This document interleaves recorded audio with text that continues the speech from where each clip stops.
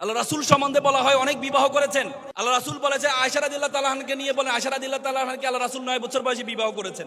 এটা নিয়ে অনেকে কথা বলে। আপনারা যারা কথা বলছেন, বিশ্বকবি বলেন রবীন্দ্রনাথ ঠাকুর, উনার যে প্রথম স্ত্রী মৃণালিনী, উনাকে কত বছর বয়সে বিবাহ করেছেন? 9 বছর বয়সে।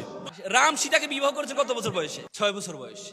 সেটা নিয়ে তো কোনো কথা হয় না, সেটা নিয়ে তো কোনো কথা হয় না। নবী আয়েশা রাদিয়াল্লাহু তাআলা আনহাকে 9 বছর বয়সে বিবাহ করেছেন, এটা নিয়ে কথা হয়। নবীর চরিত্র সম্বন্ধে জানতে হলে তোমাকে বুঝতে হবে, নবী যখন 25 বছরের যুবক, তখন তিনি বিবাহ করেছেন 40 বছরের একজন মহিলাকে বিবাহ করেছেন, খাদিজাতুল কুবরা রাদিয়াল্লাহু তাআলা আনহাকে। তখন নবীর বয়স 25, বিবাহ করেছেন 40 বছর। খাদিজাতুল কুবরা 65 বছর বেঁচে ছিলেন। তার মানে তাদের বিবাহ 25 বছর বলবৎ ছিলেন। 25 বছর বলবৎ খাদিজাতুল কুবরা জীবিত থাকা অবস্থায় আল্লাহর রাসূল কাউকে বিবাহ করেন নাই। তাহলে 25 বছর যদি বয়সে বিবাহ করেন, 25 বছর বয়সে যদি সংসার হয়, তাহলে 50 বছর পর্যন্ত আল্লাহ রাসূল কাউকে বিবাহ করেন নাই। তার মানে তোমরা কি ভাবো? যুবকের যৌবন 50 বছর? যদি আল্লাহ রাসূল, যদি অনেকে বলে, নাউজুবিল্লাহ, অনেকে বলে আল্লাহ রাসূল মেয়েদের প্রতি ছিল, তাহলে আল্লাহ রাসূল তো 50 বছর ভিতরে যখন তার উত্তাল যৌবন ছিল, তখন বিবাহ করার কথা ছিল। You have to understand. Allah রাসূল 50 বছর পর্যন্ত, যখন খাদিজাতুল কুবরা রাদিয়াল্লাহু তাআলা আনহু, আল্লাহ রাসূলকে ওই যে বছর খাদিজাতুল কুবরা রাদিয়াল্লাহু তাআলা আনহু মারা গিয়েছিলেন, ওই বছর ওনার চাচাও মারা গিয়েছিলেন, আবু তালেবই মারা গিয়েছিলেন। এজন্য ওই বছরকে বলা হয় দুঃখের বছর। ওই বছরকে বলা হয় দুঃখের বছর। আল্লাহ রাসূল তার ওয়াইফকে এত বেশি ভালোবাসতেন, তখন কাউকে বিবাহ করেন নাই। 50 বছর পরে আর 13 বছর বেঁচে ছিলেন। 13 বছরে উনি বিভিন্ন সময় বিভিন্ন জনকে উপকার করার জন্য অনেকেই অবস্থা দিয়ে, রাসূলুল্লাহ আপনি আমাকে স্ত্রী বানিয়ে আমাকে সম্মানিত করুন। আবু বকর রাদিয়াল্লাহু তাআলা আনহু বলেন, ইয়া রাসূলুল্লাহ আমার মেয়েকে আপনি বিবাহ করে আমাকে সম্মানিত করুন।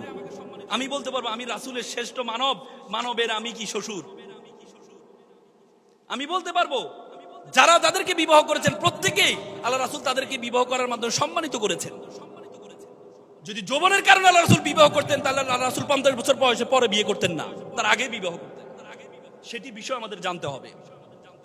ব্যক্তি জীবন, পৃথিবীতে এমন কোনো ব্যক্তি নাই যার রাষ্ট্রীয় জীবন, তার সামাজিক জীবন, তার পারিবারিক জীবন, রাষ্ট্রপতি হিসাবে কেমন ছিলেন, স্বামী হিসাবে কেমন ছিলেন, বাবা হিসাবে কেমন ছিলেন, দাদা হিসাবে কেমন ছিলেন, নাতি হিসাবে কেমন ছিলেন, শ্বশুর হিসাবে কেমন ছিলেন, শিক্ষক হিসাবে কেমন ছিলেন, ছাত্র হিসাবে কেমন ছিলেন। ওনার শিক্ষক কে ছিলেন? জিবরাইল আলাইহিস সালাম স্বয়ং ওনার শিক্ষক ছিলেন। জিবরাইল আলাইহিস সালামের সাথে উনি কেমন আচরণ করতেন? ওনার ছাত্র কে ছিলেন? ছাত্রদের সাথে উনি কেমন আচরণ করতেন? উনি যখন পৃথিবীতে আসছিলেন, আইয়ামে জাহেলিয়াত যুগ বলা হয়, অন্ধকারাচ্ছন্ন যুগ, নারীদের কোনো অধিকার ছিল না, মানুষের কোনো অধিকার ছিল না, এমন একটি রাষ্ট্র উনি পরিচালনা তৈরি করে দিলেন। মাত্র 23 বছরের ব্যবধানে এমন একটি রাষ্ট্র উনি তৈরি করলেন, যে রাষ্ট্রে যেখানে নারীদের অধিকার ছিল না, সেখানে নারীদের অধিকার না, নারীদেরকে সর্বোচ্চ সম্মান দিয়ে মানুষের অধিকার নিশ্চিত করা হয়েছে। ওমর বিন খাত্তাব, ইসলামের সেকেন্ড খলিফা ওমর রাদিয়াল্লাহু তাআলা আনহু যখন ক্ষমতায়, ওমর রাদিয়াল্লাহু তাআলা আনহু একদিন এভাবে আলোচনা করছিলেন। ওমর রাদিয়াল্লাহু তাআলা আনহু চিন্তা করলেন যে মেয়েদের যে মোহরানা, সে মোহরানার বিষয়ে উনি চিন্তা করলেন মোহরানাটা নির্দিষ্ট করে দেওয়া যায় কিনা। উনি যখন মোহরানার কথা প্রস্তাব করলেন, সাথে সাথে একজন মহিলা দাঁড়িয়ে বললেন, হে আমিরুল মুমিনিন, আপনাকে মোহরানা নির্ধারণ করার জন্য ক্ষমতা কে দিয়েছে? ওমর কি ব্যক্তি ছিল জানো? ওমর যখন আওয়াজ করতো, বাঘ এবং মহিষ একসাথে পানি খেত। সে ওমরের সামনে বলছে, আপনাকে ক্ষমতা কে দিয়েছে? অ্যাকাউন্টেবিলিটি, জবাবদিহিতা কি ছিল?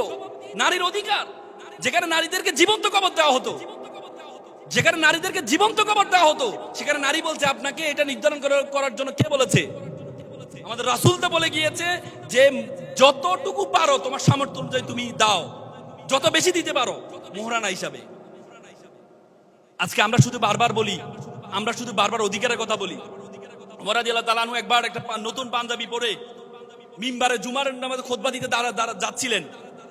এমন সময় খুতবা দেওয়ার আগে এক সাহাবী এক প্রশ্ন করলো, হে আমিরুল মুমিনিন, আপনি খুতবা দেওয়ার আগে একটা প্রশ্নের উত্তর দেন। আপনি এত সুন্দর পাঞ্জাবি কোথায় পেলেন? গনিমতের মাল থেকে যে কাপড় পাওয়া হয়েছে, আপনি যতটুকু পেয়েছেন আমিও ততটুকু পেয়েছি, তাহলে আপনার কাপড়টা এত বড় হলো কিভাবে? অতিরিক্ত কাপড়টা আপনি কোথা থেকে পেয়েছেন? তখন ওমর রাদিয়াল্লাহু তাআলা, তার ছেলে ওমর বিন আব্দুল্লাহ বিন ওমর দাঁড়িয়ে গেল। বলে যে আমি আমার আমার অংশ, আপনারা যেমন গনিমতের মাল পেয়েছেন আমিও তো সেম পেয়েছি। আমার বাবার কাপড়টা একটু ছোট হয়ে যায়, আমার বাবা একটু লম্বা মানুষ, এই জন্য আমি আমার কাপড়টা আমার বাবাকে দিয়ে দুইটা কাপড় মিলে আমার বাবা এই কাপড়টা বানিয়েছে। What accountability! কি সমাজ তৈরি করেছেন আল্লাহ রাসূল, কি রাষ্ট্র ব্যবস্থা তৈরি করেছেন যেখানে কোনো অধিকারই ছিল না, যেখানে অধিকার শব্দের কোনো অধিকারই ছিল না।